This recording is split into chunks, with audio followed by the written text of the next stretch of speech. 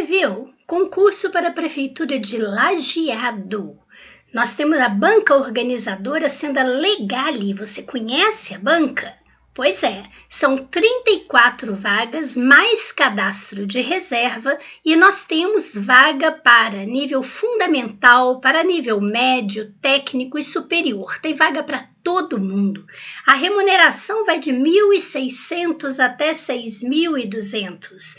As inscrições de 2 de março a 22 de março. Então fique de olho na data da inscrição. As provas 7 de maio, chegando então, bem pertinho. Muito prazer, eu sou a professora Zezé Barino e eu trabalho há 40 anos com concursos públicos com a disciplina mais bonita do mundo, que é o português, mas que também é aquela que mais reprova. Eu vou agora, se você me der licença, vou trabalhar com você algumas questões da banca Legale para você poder conhecê-la e também fazer uma análise do que o edital pede para você estudar de português. Então acompanhe comigo. Por exemplo, eu peguei aqui o edital para cargo de nível médio, tá? E não muda muito para o nível superior, E para o fundamental muda um pouco. O nível técnico também tá aqui. Então você vai ver o seguinte, nós temos aqui texto, naturalmente, porque a prova de português, ela é feita com base em texto. E aqui pede a compreensão desse texto. Compreender, a leitura e a compreensão, as respostas, elas estarão escritas no texto, tá? Então vem lá, por exemplo, de acordo com o autor, de acordo com o texto. Agora, eles não escreveram aqui que também pedem interpretação, mas eles pedem sim. Tanto que você vê que aqui eles falam sobre ideias principais, ideias secundárias, relação entre as ideias. Tudo isso daqui pode fazer uma cobrança daquilo que a gente diz, ser as informações implícitas, que aparece aqui, ó. Informações implícitas, a leitura dos pressupostos, que são aqueles elementos que estão no texto, mas estão assim, escondidinhos. Então tem uma palavrinha que faz você entender aquilo, por exemplo. Eu falo para você, o documento ainda não chegou. Então essa palavra ainda me faz pressupor que eles deveriam ter chegado. Portanto, os documentos eles estão atrasados, ou o documento, de acordo com o exemplo que eu disse. E o subentendido é aquilo que você entende de acordo com o texto. E aí existe o perigo da extrapolação. Por quê? Se eu falo para você, você sabe onde é a rua X? Você subentende que eu quero saber onde é. Mas a pessoa pode dizer para você, quando você falar a rua é ali, a pessoa pode dizer, não, eu sei onde é, eu queria saber se você sabe, não é? Então você só pode ter a leitura de um subentendido com base no texto. Obviamente que a questão de sentido, que é a questão da semântica, todas as vezes que falar em semântica, vai falar de sentido, vai falar de significação de palavras e expressões no texto, de substituição de palavras e expressões no texto. Todas as vezes que se fala de sentido, está falando de semântica, então a semântica está aqui presente. Você nota que, envolvendo ainda texto, nós temos as figuras de linguagem. Então, eles trabalham muito aquelas figuras que a gente confunde. Por exemplo, metáfora com comparação, metáfora com metonímia, tá? Então, aqui a gente precisa focar direto no assunto. Não é ficar dando volta, não. É buscar diretamente aquilo que é pedido pela banca. Você vai ver que aparece aqui também a questão da coesão e da coerência textual. Isso aqui cada vez mais aparece em concurso público. Então você vai ver que aqui dentro, por exemplo, entra a questão do pronome relativo, do pronome demonstrativo, quando você usa o este, o esse, o aquele, aparecem as conjunções, as preposições. Então, são elementos, que fazem a união de um fragmento com o outro e podem determinar se há uma coerência ou não, se mudou esse sentido ou não. Veja que nós temos aqui ele chama de relação morfossintática, então nós temos a morfologia, não só trabalhando estrutura e formação de palavras. Então, por exemplo, aquele fragmento ali é uma desinência modo temporal, aquele outro fragmento é uma desinência número pessoal, e também trabalha aqui a formação. É uma palavra formada por derivação, é uma palavra formada por composição. Você sabe a diferença de uma para outra? Tá? E também cobra aqui dentro a questão das classes gramaticais, não só a identificação da classe, mas as flexões e o emprego, isso daqui é que pega. Então, existem 10 classes gramaticais. Nós temos o artigo, substantivo, adjetivo, numeral, pronome, verbo, advérbio, preposição, interjeição e conjunção.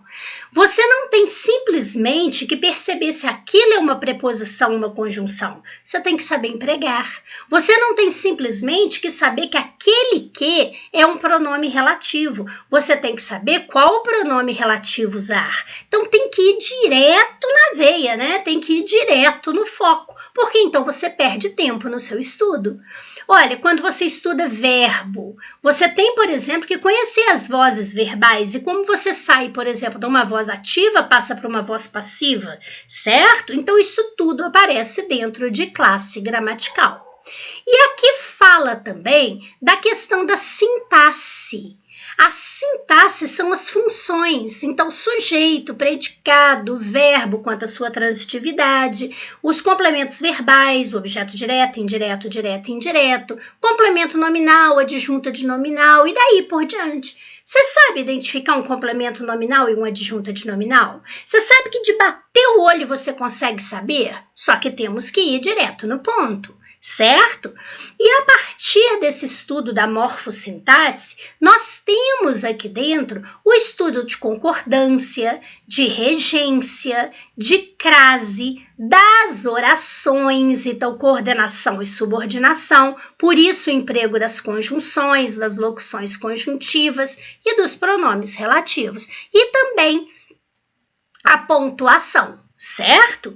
E você vai ver que a questão da ortografia que aparece aqui fala sim do emprego de letras, mas não é simplesmente se você escreve com S ou com Z. Você tem que saber, por exemplo, os parônimos e os homônimos. Então, ratificar ou retificar, infringir ou infligir. Percebeu? Também tem que saber aquelas expressões que causam dificuldades, o A com H, o A sem H, o porquê junto, o porquê separado. Tudo isso aparece dentro da pontuação, da ortografia, porque está dentro do sistema oficial vigente. E quando fala de sistema oficial vigente, está falando do novo acordo ortográfico. E o novo acordo ortográfico, tá? O que acontece? Nós temos aqui o emprego do hífen e também a acentuação gráfica que sofreu alteração. Percebeu? Então, tudo isso daqui precisa ser muito bem estudado. Vocês dizem, mas a prova é dia 7 de maio. Sim, nós temos aqui algumas gramáticas para poder estudar, além de alguns livros de texto. Então, nós precisamos de ter um estudo focado, para a gente não ficar lá decorando coisas, porque não é isso que a banca pede, não é isso que o concurso quer, que você decore, tá? Por essa razão, eu montei o meu curso de português em questões comentadas da Banca Legale. Então, eu selecionei 100 questões, são provas da Banca Legale. Então, você recebe, por exemplo, a primeira prova com 10 questões, você vai resolver esta prova, você vai conferir o gabarito, tá? Então, você confere o seu gabarito e você anota as suas dúvidas. Logo em seguida, você vai assistir ao meu vídeo e neste vídeo eu explico uma por uma dessas questões, letra por letra, e vou aqui dentro mostrando a parte do conteúdo necessário. Então, por exemplo, se essa questão envolve adjunta de nominal e complemento nominal, eu explico para você como que você entende isso. tá? Qual é a dica que eu tenho para você? Se é de parônimo e homônimo, é lá o ratificar, o retificar, o infringir, o que eu faço? Eu explico isso para você. E eu também trabalho com alguns PDFs, sabe? Aquelas dicas que eu preciso complementar com alguma coisa, mas que não é aquele montoeira de papel para você ficar lendo, são elementos pontuais. Pois é, eu tenho também esse material que eu envio para você. Logo em seguida, o que você faz? Se ainda houver dúvida em algum tópico, você vai mandar isso diretamente para mim, tá? E mandando isso diretamente para mim, eu vou responder diretamente para você. Pronto, resolvemos essas 10 questões, você anotou minhas dicas principais, você recebeu esses PDFs, você já está estudando os PDFs, vamos para mais 10 questões. E assim a gente totaliza 100 questões de português da banca. Então não só você estuda português, como você conhece a banca, ou seja, passa a conhecer o que a banca gosta de cobrar, o que você tem que dar mais ênfase no seu estudo, né? Você passa a perceber a importância de determinados assuntos, aqueles que você não precisa se dedicar tanto, tá certo? Então isso ajuda demais você estudar para passar nesse concurso. Bem, eu selecionei aqui 2 questões de provas da Banca Legale, para você conhecer um pouco da banca, para você conhecer um pouco do nosso trabalho. Então, eu selecionei esta prova aqui para contador de 2022 da Banca Legale.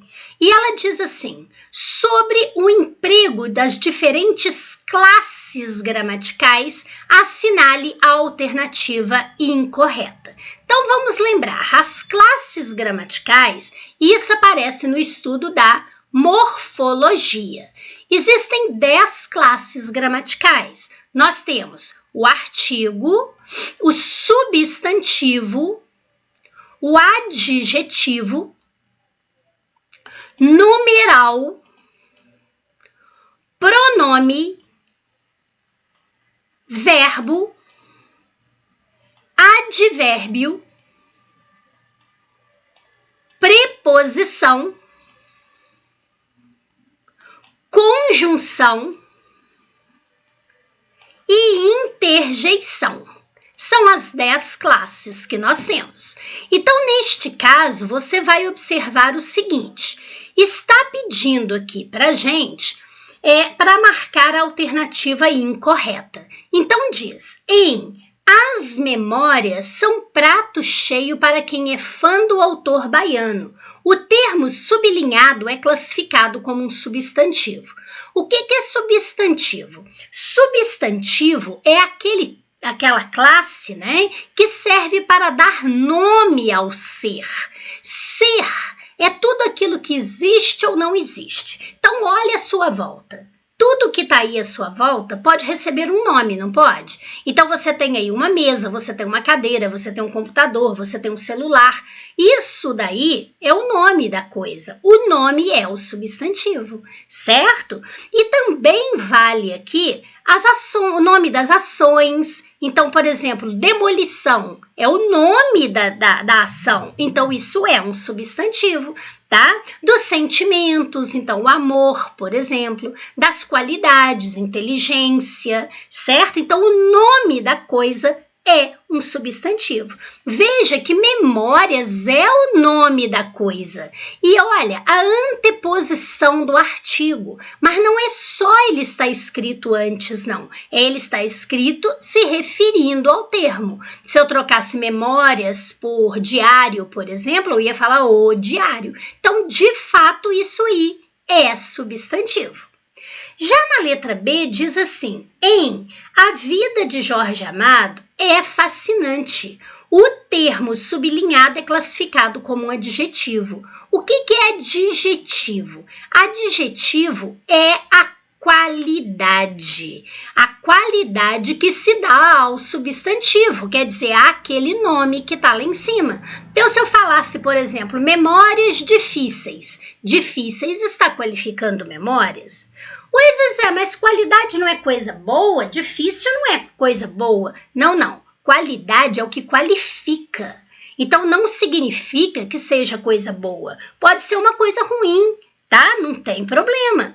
Então, neste caso aqui, veja que esse termo fascinante está dando uma qualidade à vida, que é um substantivo. Então, ele qualifica. A vida do Jorge Amado é fascinante, a vida de Jorge Amado foi difícil, a vida de Jorge Amado foi legal. Então, está dando uma qualidade, portanto, é um substantivo. Tudo bem.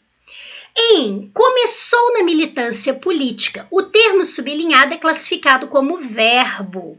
Bem, o verbo é aquele que indica as ações, estados, fenômenos da natureza, não é? Choveu, relampejar. Pois é, para você identificar se realmente isso é um verbo, você pode fazer um teste rápido. Você pode passar essa palavra para passado, presente e futuro? Passado já está, começou. Presente, começa. Futuro, começará. Então, realmente, isso é um verbo, está indicando uma ação. Depois, o que o levou a ser preso pela primeira vez, o termo sublinhado é classificado como um pronome. O pronome é aquele que substitui ou acompanha o nome. O nome é o substantivo. Nesse caso, ele está substituindo. Você vai ver que esse o aqui, ó, é como se eu falasse que é ele. Ele quem? Ele, o Jorge Amado, tá? Então, nesse caso, é como se eu dissesse em que o levou a ser preso. Então, que levou ele, o Jorge Amado, a ser preso. Então, realmente, isso é um pronome pessoal, oblíquo, átono, né? Então, esse o que significa ele. Se fosse a levou, significaria ela, também seria pronome. Já na letra E, diz assim, em um ano antes, já estudava direito. O termo sublinhado é preposição. Não, preposição liga palavras entre si. Conjunção liga orações entre si. Nós temos um PDF para você poder saber quais são as preposições e as conjunções. Então, nós temos aqui um número limitado de palavras que são preposições. Então, você tem lá o a, ante, até, o após, com, contra, de, entre, para, perante, sob, trás, que são preposições. E o já não aparece ali. Claro que não. Sabe por quê? Porque esse já está se referindo a estudava. Eu não estou dizendo que ele estudava direito, mas ele já estudava direito. Então, isso está esclarecendo o verbo, mostrando que a ação já havia começado mais tempo e não agora. Então, isso é um advérbio de tempo, como se eu dissesse que eu nunca estudava, sempre estudava. Então, isso é um advérbio, tá? A palavra que modifica o verbo é um advérbio. Percebeu? Então, está incorreta a letra E. Viu quanta coisa você aprendeu nessa questão? Pois é. Agora, vamos para a questão número 7. A questão número 7 diz assim: os vocábulos viagem e viagem estabelecem entre si uma relação de que? Então, observem, viagem com G é um substantivo, quer dizer, é a viagem, é o nome da coisa. Isso daqui é o mesmo que o passeio que você fez, a viagem, o passeio que você fez. Já a viagem com J é o verbo. Quando eu digo espero que eles viajem bem. Notou? Então, nesse caso aqui, nós temos viagem com J. Para você saber a diferença para o uso, é só você ver se você pode trocar por o passeio. Então, se eu falo para você, a viagem foi boa, então, neste caso aqui, eu estou falando para você o quê? Que o passeio foi bom. Então, é substantivo, portanto, é com G, tá certo?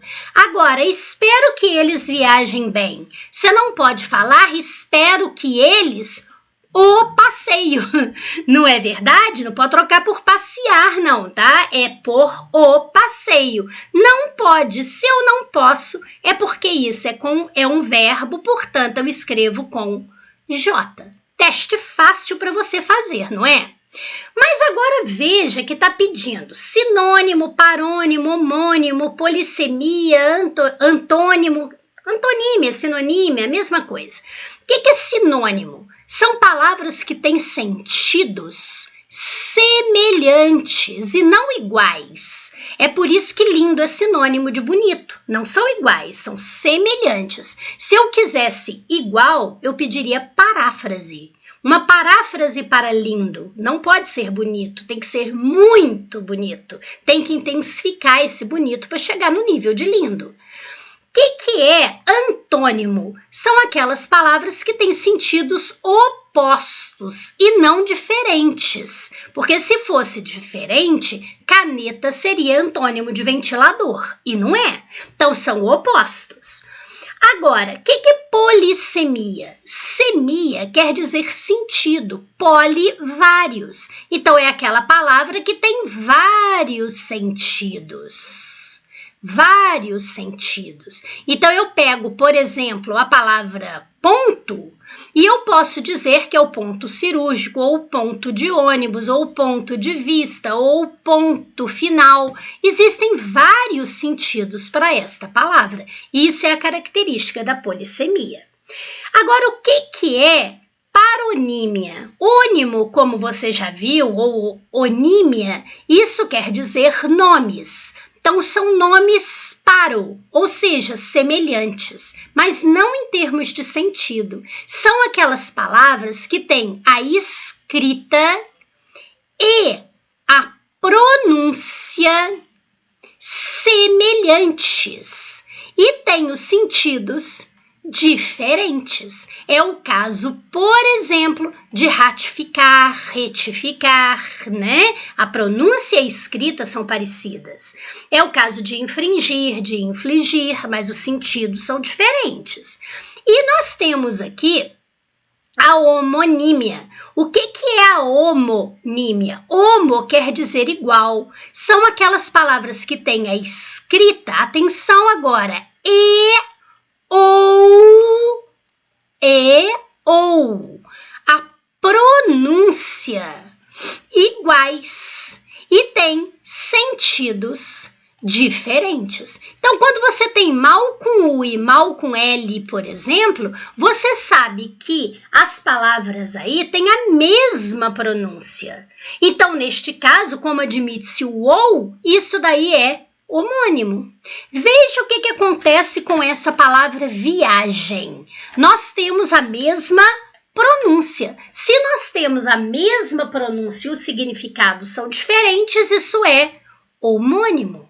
Claro, nós temos uma boa lista, nós temos um PDF aqui com esses principais homônimos e parônimos que aparecem nos concursos públicos.